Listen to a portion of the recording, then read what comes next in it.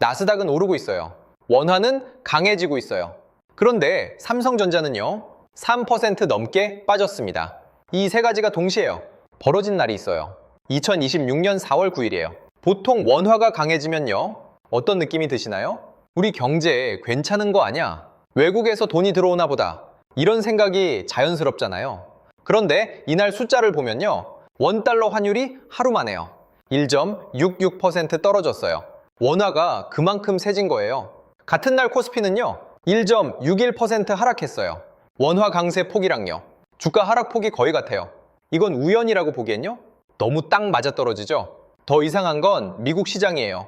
나스닥은 같은 날요. 0.83% 올랐거든요. 미국 증시가 반등하는 날이에요. 한국 증시만 빠진 거예요. 이걸 어떻게 설명할까요?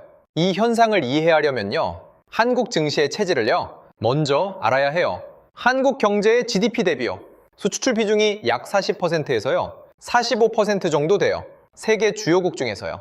독일과 함께 가장 높은 수준이에요. 우리 경제 자체가요, 수출로 먹고 사는 구조란 뜻이죠. 이게 증시에 그대로 반영돼요. 코스피 시가총액 상위 10가예요.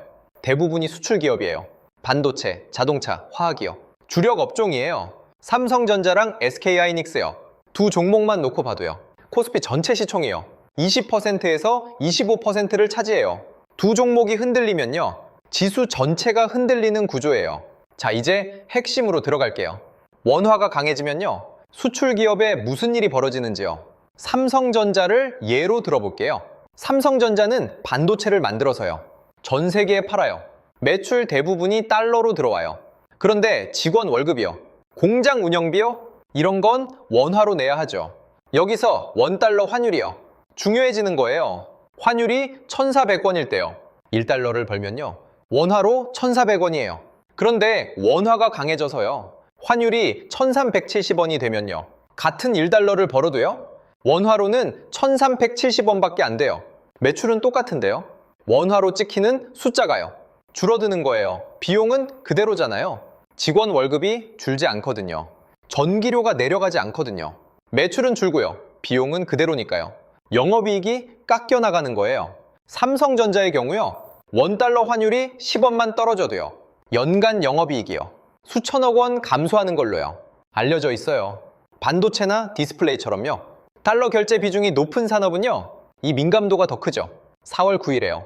환율이 1.66% 빠졌다는 건요, 이런 실적 훼손이요, 한순간에 시장에 반영됐다는 뜻이에요. 시장 참여자들이요, 즉각 계산기를 두드린 거죠. 삼성전자 분기 이익 전망치를요, 깎아야겠다는 판단이에요. SK하이닉스도 마찬가지죠. 이런 판단이 매도로 이어진 거예요. 실제로는 그날 삼성전자는요, 3.09% 하락했어요. SK하이닉스는요, 3.39% 빠졌고요. 코스피 전체 낙폭은요, 1.61%의 2배 수준이에요. 지수를 끌어내린 주범이요, 정확히 수출 반도체주였던 거죠. 여기서 한 발 더 들어갈게요. 외국인 투자자의 행동이에요. 외국인은 코스피 시총이요, 약 30% 안팎을 보유하고 있어요. 이 사람들 입장에서요, 원화 강세를 생각해보면요, 좀 복잡한 이중 구조가 있어요. 원화가 강해지면요, 외국인이 가진 원화 자산이요, 달러로 환산했을 때 올라가요. 그러니까 환차익이 생기는 거예요. 지금 팔면요, 환율 이익을 챙길 수 있거든요. 이런 유혹이 생기죠. 동시에 이 사람들은 알고 있어요. 원화 강세가요, 삼성전자 이익을 깎는다는 걸요. 실적이 나빠질 텐데요, 계속 들고 있을 이유가 있나. 이런 판단까지 겹치면요, 환차익 실현과요, 실적 우려가 합쳐져요. 매도 압력이 커지는 거예요. 그래서 이상한 일이 벌어져요. 원화가 강해지는 날이요, 외국인이 한국 주식을 팔아요. 원화 강세와 주가 하락이요, 같은 날 공존하는 거죠. 교과서적으로는 말이 안 되는데요, 한국 증시에서는요, 반복되는 패턴이에요. 이게 한국만의 현상이냐 하면요, 제가 꼭 그렇지도 않아요. 2026년 4월요, 미국의 고율 관세 정책 이후로요, 달러 인덱스가 하락하면서요, 아시아 통화 전반이요, 강세를 보이고 있어요. 대만 달러도요, 일본 엔화도 비슷한 상황이에요. 수출 의존도가 높으뇨. 아시아 증시 전반이요, 통화 강세와 주가 약세를요, 동시에 겪고 있는 거예요. 그런데 미국 빅테크는요, 상황이 정반대예요. 애플이나 마이크로소프트 같은요, 회사들은요, 해외에서 벌어들인 유로나요, 엔화를 달러로 바꾸잖아요. 달러가 약해지면요, 같은 유로 매출이요, 달러로 더 크게 잡혀요. 그러니까 달러 약세가요, 이 회사들한테는 호재인 거예요. 같은 달러 약세인데요, 미국 빅테크는 수혜를 받고요, 한국 수출 기업은 타격을 받아요. 환율 변동의 방향은 같은데요, 효과가 정반대인 거죠. 나스닥이 오르는 날이요, 코스피가 빠지는 이유가요. 자, 바로 여기 있어요. 이 구조는 사실요, 어전을 얘기가 아니에요. 2014년에서 2015년을요 떠올려 보면요, 아베노믹스로 엔화가 급락했어요. 원화는 상대적으로요, 강세를 보였죠. 그때 현대차, 기아 같은요, 수출주가 크게 빠졌어요. 경쟁국 통화가 싸지니까요. 가격 경쟁력에서 밀린 거예요. 코스피는 박스권에 갇혔는데요, 일본 니케이는요, 엔저, 수혜로 급등했어요.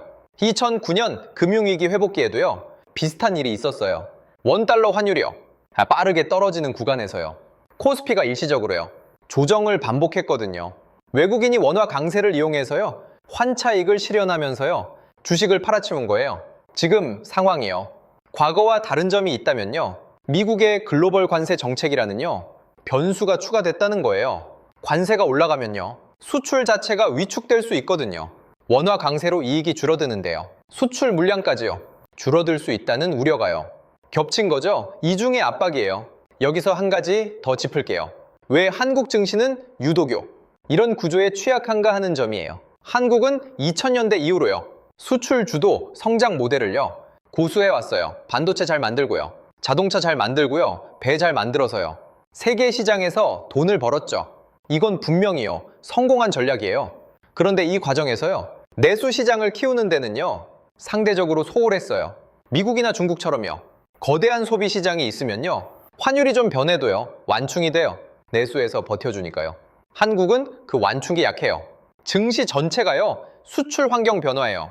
과도하게 노출돼 있는 거예요. 자, 코스피 상위 종목이요, 전부 수출주니까요. 내수 소비 기업이나요, 서비스 기업이 좀 선방해도요, 삼성전자가 빠지고요, SK하이닉스가 빠지면요, 지수는 끌려 내려가요. 이 구조를 바꾸지 않는 한요, 원화가 강해지는 날요, 코스피가 빠지는 현상은요, 앞으로도 반복될 수밖에 없어요. 정리하면 이래요. 원화 강세가요, 한국 경제에서 의미하는 건요, 우리 경제가 좋아지고 있다가요, 아니에요. 적어도 증시에서는요, 수출 기업의 이익이요, 깎인다는 경보로 읽혀요. 환율이라는 게요, 참 이상한 변수예요. 같은 달러 약세라는 현상이요, 미국에서는 호재가 되고요, 한국에서는 악재가 돼요. 이게 경제 구조의 차이에서요, 오는 거예요. 다음에 뉴스에서요, 원화 강세 소식이 나오면요, 좋은 거 아니야 하고요, 넘기지 마시고요. 코스피가 어떻게 반응하는지요, 자, 한번 보세요. 아마 오늘 얘기한 구조가요, 그대로 작동하는 걸요. 자, 보실 거예요. 그게 한국 증시의 체질이니까요.